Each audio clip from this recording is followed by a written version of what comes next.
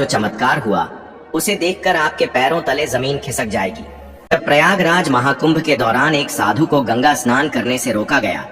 उसके बाद प्रयागराज के उस गंगा घाट पर जो चमत्कार हुआ उसे देखकर आपके पैरों तले जमीन खिसक जाएगी। साल 2025 के जनवरी माह में प्रयागराज में सदी का सबसे बड़ा महाकुंभ लगने वाला है। यह महाकुंभ हर 12 साल में एक बार लगता है, यानी इस महाकुंभ का बहुत अधिक महत्व रहने वाला है। गंगा में स्नान करने का बहुत महत्व रहता है। इसी वजह से देश और दुनिया से कई लोग प्रयागराज के इस महाकुंभ में पहुंचने वाले हैं। लेकिन अभी हाल ही में जो घटना सबके सामने निकल कर आ रही है उसने सभी के होश उड़ा दिए। जहां पर एक साधु महाराज को गंगा नदी में स्नान करने से रोका गया। कोई भी महाकुंभ साधुओं के बिना अधूरा है, क्योंकि यह साधु संतों के आगमन और स्नान से ही संपूर्ण माना जाता है। देश भर से साधु महाकुंभ शुरू होने के कई दिनों पहले ही प्रयागराज पहुंच जाते हैं। इस घटना की शुरुआत होती है मध्य प्रदेश के महेश्वर में रहने वाले राधानंद जी महाराज से। राधानंद जी महाराज रोजाना सुबह 4 बजे उठकर ठंडे पानी से स्नान किया करते थे और भिक्षा प्राप्त करने के लिए निकल जाते थे। उन्होंने अपने जीवन काल में सांसारिक सुख का त्याग करके कई तपस्याएं की और कई सिद्धियां हासिल की। वे महेश्वर के घाट पर ही निवास करते थे। जब उन्हें प्रयागराज महाकुंभ लगने की खबर मिली तो वे महाकुंभ में जाने के लिए बहुत उत्साहित थे। वे तकरीबन 1 माह पूर्व महाकुंभ में पहुंचना चाहते थे, क्योंकि वे वहीं पर 2 से 3 महीने बिताना चाहते थे। उनका ऐसा कहना था कि महाकुंभ वह पवित्र समय होता है जहां पर देवी देवता स्वयं उस स्थान पर मौजूद होते हैं। वहां पर तप करना, साधना करना, भगवान का ध्यान कर बहुत ज्यादा फलदायी होता है। अगले दिन सुबह राधानंद जी महाराज जब प्रयागराज पहुंचे तो सुबह के 8:30 बज रहे थे। सुबह 4 बजे उनका स्नान करने का दैनिक नियम था। उन्होंने सोचा क्यों ना आज गंगा नदी का पवित्र स्नान किया जाए, और वे प्रयागराज के गंगा घाट पर पहुंच गए। उस स्थान पर गंगा नदी की सफाई का कार्य चल रहा था। राधानंद जी महाराज को यह देखकर बहुत खुशी हुई।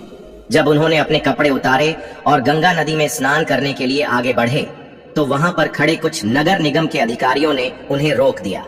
उनका कहना था कि आप अभी स्नान नहीं कर सकते, क्योंकि इस समय साफ सफाई का कार्य चल रहा है। प्रयागराज में रोजाना रात्रि के समय गंगा नदी की साफ सफाई का कार्य किया जाता है, ताकि दिन और शाम के समय यात्रियों को इस कारण कोई मुश्किलें ना हो। राधानंद जी महाराज काफी धैर्यवान थे। उन्होंने सफाई अधिकारियों को समझाया कि बात बहुत अच्छी है, लेकिन नित्य मेरा 4 बजे नहाने का नियम है, और आज अगर मैं प्रयागराज पहुंचा हूं तो मैं गंगा नदी में ही स्नान करूंगा, और मेरे एक अकेले के नहाने से ना तो तुम्हारी व्यवस्था बिगड़ेगी और ना ही मुझे कोई समस्या होगी। लेकिन वह अधिकारी अचानक से गुस्सा हो गया और उन साधु महाराज से कहने लगा कि आपको इसी समय क्यों नहाना है? अभी पूरा दिन पड़ा हुआ है। क्या यहाँ पर तुम्हें कोई इंसान नहाता हुआ दिख रहा है? क्या तुम्हारे अंदर इतनी शक्ति है कि तुम सुबह 4 बजे इतने ठंडे पानी से स्नान कर लोगे? व्यर्थ की बातें बनाना छोड़ दो और यहाँ से चले जाओ। अभी तक तो राधानंद जी महाराज बहुत विनम्र थे, काफी धैर्यवान थे, लेकिन उस अधिकारी के अपशब्दों को सुन करके अचानक उन्हें बहुत बुरा लगा। उनका ऐसा मानना था कि गंगा नदी पर किसी का अधिकार नहीं है। यह तो साक्षात भगवान शंकर की जटाओं से निकलती है, जिसके अंदर सभी को अपने पाप धोने का अधिकार है और उसके लिए कोई निश्चित समय नहीं हो सकता। लेकिन उस समय राधानंद जी महाराज ने उस अधिकारी को कुछ नहीं कहा और सामने घाट पर ध्यान अवस्था में बैठ गए। सबको लग रहा था कि वे साधु महाराज मान गए हैं और पीछे हट गए हैं। अब जब पुनः गंगा नदी के अंदर साफ सफाई की मशीनों को शुरू किया गया तो अचानक से एक बहुत बड़ी घटना घट गई। वे सभी मशीनें शुरू होने का नाम ही नहीं ले रही थी। ऐसा लग रहा था मानो वह जाम हो गई हो या उनके अंदर बहुत सारा कचरा फंस गया हो। अधिकारियों ने मशीन को देखा परखा और उसके अंदर का सारा कचरा बाहर निकाल दिया। सबको उम्मीद थी कि अब मशीनें कार्य करने लगेगी, लेकिन फिर जब मशीन शुरू की गई तो कोई भी मशीन चालू होने को तैयार ही नहीं थी। सभी अधिकारी बहुत हैरान थे, किसी की भी समझ नहीं आ रहा था। लेकिन जब मशीन चालू नहीं हुई तो कई मैकेनिकल इंजीनियरों की टीम को मशीन देखने के लिए बुलाया गया। उन सभी मैकेनिकों ने मशीनों को अच्छी तरह से जांचा परखा और यही पाया कि मशीन तो एकदम सही है, लेकिन इसके चालू न होने का कारण किसी को समझ नहीं आ रहा था। राधानंद जी महाराज अभी भी उसी घाट पर ध्यान अवस्था में बैठे हुए थे।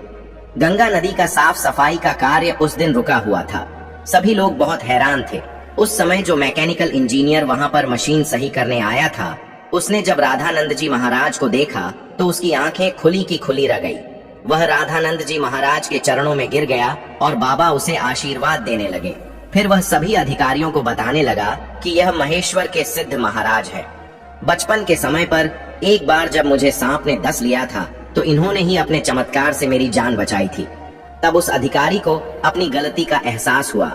वह समझ चुका था अगर यह अपने दैनिक नियम के अनुसार 4 बजे गंगा स्नान करना चाहते थे तो मुझे इन्हें रोकने का अधिकार नहीं था। मैंने जो इनका अपमान किया, इन्हें भला बुरा कहा और गंगा नदी में स्नान करने से रोक दिया, उसी का परिणाम मशीनों की खराबी के रूप में हम भुगत रहे हैं। अब यही हमारी समस्या का समाधान कर सकते हैं।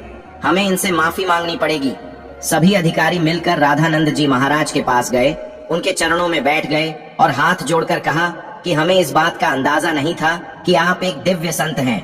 हमसे बहुत बड़ी भूल हो गई है। हमें आपको स्नान करने से नहीं रोकना चाहिए था। राधानंद जी महाराज अभी भी बहुत विनम्र थे।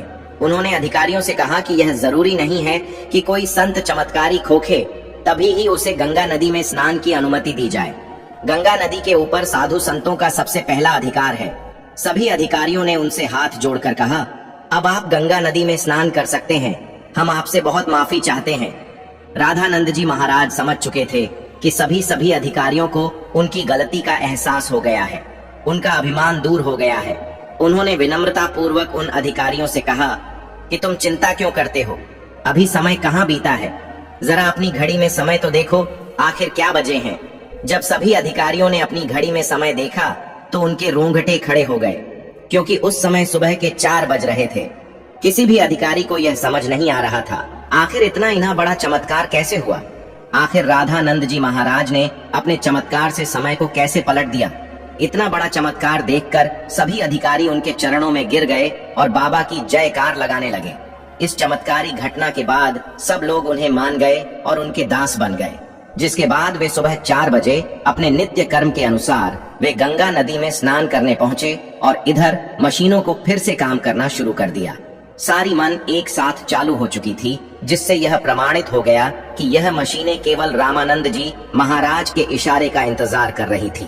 जैसे ही उन्होंने अधिकारियों का अभिमान चूर किया और गंगा नदी में स्नान किया, वैसे ही फिर से मशीनें चल पड़ी। यह बहुत बड़ा चमत्कार था जो हाल ही में प्रयागराज के महाकुंभ में हुआ है। वास्तव में दोस्तों, यह भूमि साधु संतों की भूमि है। यहाँ पर साधु संतों का न तो अपमान किया जा सकता है और न ही उन्हें छो समझा जाता है। इस देश का हर संत इस देश के लिए कुछ न कुछ करता है और भक्तों को अध्यात्म के मार्ग से जोड़ता है। हमें कभी भी उनका अपमान नहीं करना चाहिए और न ही उन्हें छोटा समझना चाहिए। इस पूरी घटना को लेकर आपके क्या विचार है, हमें नीचे कमेंट बॉक्स में जरूर बताइएगा। अगर वीडियो आपको पसंद आई हो तो लाइक जरूर करें, साथ ही चैनल को सब्सक्राइब करके बेल आइकॉन को प्रेस कर लें। हर महादेव।